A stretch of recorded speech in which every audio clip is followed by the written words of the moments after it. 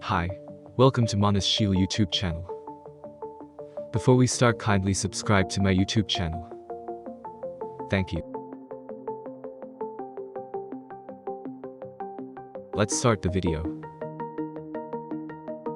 If you haven't watched the previous video, I'll link it in the description box, or you can click here. Tensura Volume 19. Chapter 3. The Royal Capital in Flames. Heroes arrived.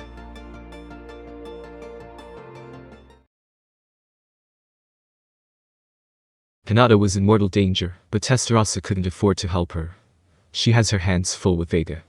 Besides, she could tell from the look in her eyes that Hinata had not given up. In that case, she had to believe. She was one of the few people who managed to beat Rimuru-sama to a draw. I don't think she'll just leave so quickly in such a place. If that's what happened, then that's what would happen. Although it was very likely that Rimuru would be furious, Testarossa had not been ordered to protect Hinata. There were times for her to act in discernment, but for Hinata it felt like it was not her business. In fact, it seemed to be more likely to hurt Hinata's pride and displease Rimuru if she did something without permission. Testarossa decided that it would not be too late to come to the aid of Hinata after her defeat had been confirmed. So, without hesitation, she concentrated on Vega for now. Vega was a nuisance. Vega's magicule count was several times larger than Testarossa's, but she thought it would be easy to kill him.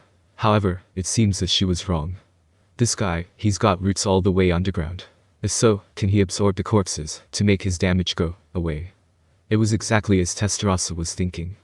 Vega had spread his power all over the capital of Ingracia, capturing and absorbing the corpses of the monsters that were still being defeated. It did not increase his strength, but it was the perfect way to replenish his missing parts and replenish his energy. This made Vega practically immortal. What an annoyingly troublesome opponent. That was Testarossa's true opinion. It might be possible to destroy him by burning down a large area with nuclear magic. But in order to do so, she needed to understand Vega in his entirety.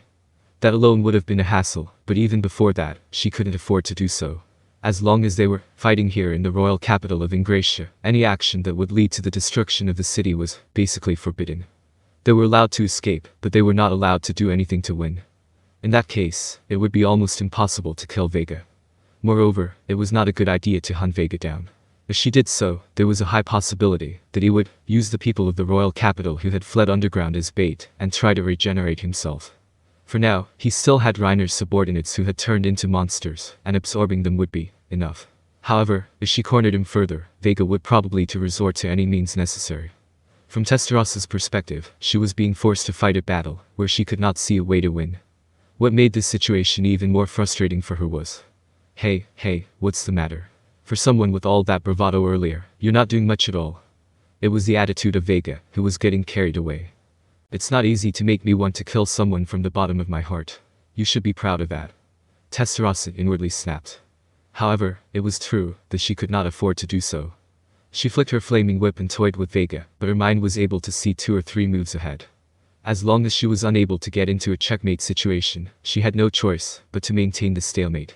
In order to break that stalemate, some external factor would be necessary.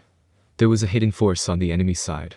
There was no doubt about that, so Testarossa and her team were at a disadvantage from a broader perspective. If there was one factor that tipped the scales in Testarossa's favor, it was the presence of Velgrynd. However, she was unlikely to leave Masayuki's escort. It's likely that Feldway's target is also Masayuki Dono. Velgrynd-sama is not so naive as to dare to play into the hands of the enemy. Naturally, Velgrynd must be aware of Feldway's intentions. In that case, Testarossa believed that Velgrynd would not come to their aid. And at the same time, Testarossa understood that they were being treated as bait to lure Masayuki out. This stalemate was a good situation for Feldway and his group. It's really frustrating. I know what I'm doing, but I'm just going to have to live with it. Apparently, Carrere and Ultima have their hands full, and there is no one else in their ranks who can move. If only Zijin and the others could come, no, Rimuru-sama wouldn't approve of that. She knew that her colleagues were also struggling, as evidenced by the emergency call through the control room. The control room had now declared a state of emergency and had shifted into combat mode. They were preparing for an enemy invasion, and there was no way that Zijin, the key defender, could leave. Zijin was the only one who could be relied upon to move freely. The others were not weak, but they were not strong enough to overcome any situation. No, there was also the superpower force of Valdor, but he couldn't make the foolish move of leaving the labyrinth when Michael was after him. In other words, no reinforcements were coming. Testarossa had no choice but to conclude that she would have to fend for herself. But then, something unexpected happened. Reiner swung his sword down on Hinata. At that moment, Quing. A clear tone rang out as it was caught by someone's sword. No, it was not a sword. What the beautiful woman was holding in her hand was a feather fan that did not look like a weapon at all. The name of the beautiful woman, whose shining blue hair was fluttering in the air, it was the Scorch Dragon Velgrynd. Hinata, was it? Didn't my foolish brother say that he proved that the skills you've developed and perfected could reach us through dragons? Wasn't that the case, Testarossa? If that's true, I will not allow you to be defeated in a place like this. That's what Velgrynd was saying. She ignored Reiner and turned her gaze to Testarossa. That's right, Velgrynd-sama. That said, I wasn't expecting you to come. Yufufu, you're right. I didn't plan on intervening, but Masayuki did. Velgrynd turned to Masayuki, her eyes full of compassion. What she saw before her was, "Are you okay, Hinata-san?" Ah. It was Masayuki squeezing Hinata's breasts.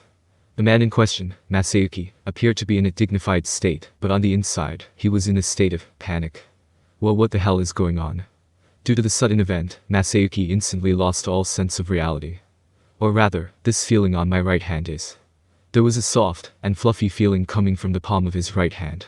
This was the moment when Masayuki's brain finally began processing what it was. It was, in other words, the result of Masayuki's distraction from Hinata. When Masayuki tried to help Hinata up, he stumbled over a pebble that had fallen at his feet. As a result, Masayuki fell and carefully pushed Hinata down as well. Then his right hand touched Hinata's chest regardless of Masayuki's intention. It was a lucky deviance, to say the least. And what's more, thanks to the close proximity of their lips, Hinata's true face could also be seen clearly. Her whitened eyes sparkled like blackish-purple amethysts. Her nose was straight, and her lips were full and fresh. Her fine skin was translucent without any makeup. She's a really beautiful woman. It's no wonder Rimuru-san can't resist her. This was Masayuki's way of escaping from reality. It was understandable. Hinata's breath tickled his nostrils, and the sweet smell of her breath made his brain swoon. If it hadn't been for Velgrynd's repeated hugs and experiences, he might have fainted from sheer joy. It seemed like a long time, but it all lasted less than a second. Masayuki's brain rebooted, and he realized that he could not keep staring at her forever. Hinata's eyes widened in surprise, and Masayuki thought, of course she did. It was only natural that people would think, what is this guy doing? He was afraid that Hinata would come to her senses. Masayuki feared that something terrible was waiting for him. It's not what it looks like. It's not true, Masayuki was screaming in his heart. Masayuki turned more and more pale as he tried to stand up and make an excuse. Just now, something just. Masayuki felt a jolt on his back and realized that something had just passed over him. Then he felt a creeping sense of dread. Masayuki. What followed next was Velgrynd's scream. It was not a voice of anger towards Masayuki, but rather a voice of sincere concern. What had just happened? In fact, right at the very moment of Masayuki's fall, someone had attacked. Velgrynd was the only one who saw it coming. It was an attack that even Testarossa could not detect. At any rate, she was in a hurry to check the link with Moss. But before she even had the chance to call out to Moss, Masayuki managed to avoid the attack by accidentally falling. If he had not stumbled, his life would have been cut short. A lucky boy, indeed. The lucky guy showed a remarkable performance this time as well.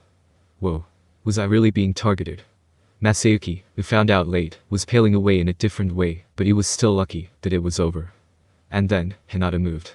It would have been extremely dangerous and foolish to stay still in a place that was being targeted. Therefore, Hinata rolled over and took Masayuki in her arms. Masayuki was moved. The happy feeling of being embraced, the silky and comfortable feeling of Hinata's hair on his cheek. It tickled and smelled so good, he wanted to escape from reality. However, that was not allowed. Or rather, this was not the time. No way. I never thought you'd be able to avoid my assassination attempt. A man in a black costume with pure white wings on his back let out a cry of astonishment. It was Aeros. The unique skill murder, whose base was the ultimate enchantment punishment King Sandalphon, had the power of presence concealment.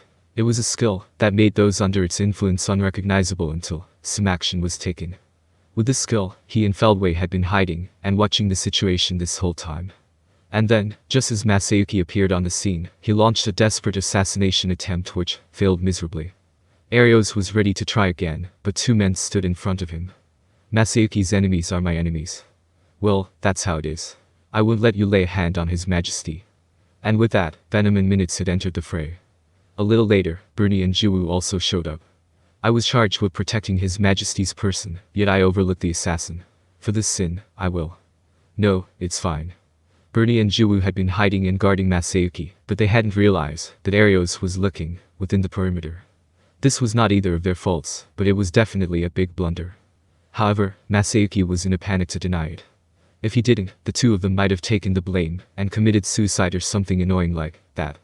At any rate, he decided to tell them to focus on the enemy for now and let this matter go unanswered. As a result, the four of them took up arms against Aeros to protect Masayuki. The battlefield had been rearranged. Testarossa and Moss were on high alert. Xian was fighting alone against the knights, trying to keep them restrained. Hinata was struggling to stand up, and Masayuki was in a quandary as he was lending a shoulder.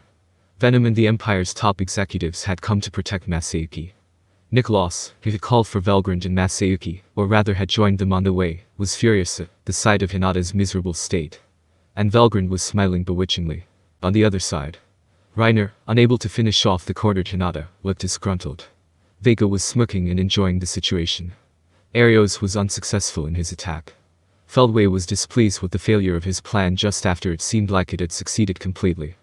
And then there were Reiner's subordinates who were still alive and well. With Masayuki and Velgrynd now on the battlefield, the situation had become even more chaotic. The residents of the royal capital listened to the broadcast with anxiety. Those who could see the images had their eyes glued to the screen. Although Reiner's words were uncomfortable, there was no doubt that Prince Elric was on his side. However, as the battle intensified, people were turned off by Reiner's cruelty. He fought in a vile manner, unbecoming of a knight. Besides, it was not the knights led by Reiner who were still desperately defending the capital, but the Holy Knight Order and Templar Knights under Hinata's leadership. Regardless of whose words were true, it was Hinata's knights that they wanted to trust. There were some who supported Elric, but the ratio of those who supported Elric became smaller and smaller. And when Hinata was in trouble, everyone prayed for her safety in front of the screen. This wish was fulfilled by the appearance of a certain person. Small whispers began to escape from the mouths of those who saw the shining figure. It's the hero-sama. Hero-sama. It's the hero-sama. It's Masayuki-sama. Hero Masayuki-sama has returned. Masayuki-sama has returned as the emperor. And it didn't take long for them to become a huge chorus. Ma-sa-yu-ki. Ma-sa-yu-ki. Everywhere all over the underground evacuation shelters, the grounds were trembling from the cheers. This phenomenon was not limited to the people. It was the same for the surviving royalty and influential aristocrats as well. No one would be so foolish as to be unable to discern whether Elric's justification was true or false. Hinata, who had protected humanity as the guardian of law and order, had no reason whatsoever to kill the king. On top of that, this was the middle of a world conference, and the kingdom of Ingracia, the venue of the conference, was fully guarded. Even if she really had been targeting the king, she would not have acted on it now. If there was anyone who would do such a thing, it would be none other a force that wished to bring chaos to human society. Even the ruler of the underworld, the three drunk sages, Vega, had unofficially offered their cooperation to ensure the success of this world conference. Without the development of human society, there would be no future for the underworld. It was a very plausible argument, and the upper echelons of the kingdom had also chosen to work together. Therefore, the only people who would cause dissonance here were those who did not understand the situation. In other words, it was the opinion of those in power that Prince Elric himself was the ringleader. The people were confused, but thanks to Masayuki Dono, they have regained their composure. That's all well and good, but it puts us in an awkward position. Indeed. If we had missed through Mastermind and left everything to the hands of others from another country, we would have been criticized later, no doubt. The Palace Knights have been destroyed, but there are still other forces left, aren't there?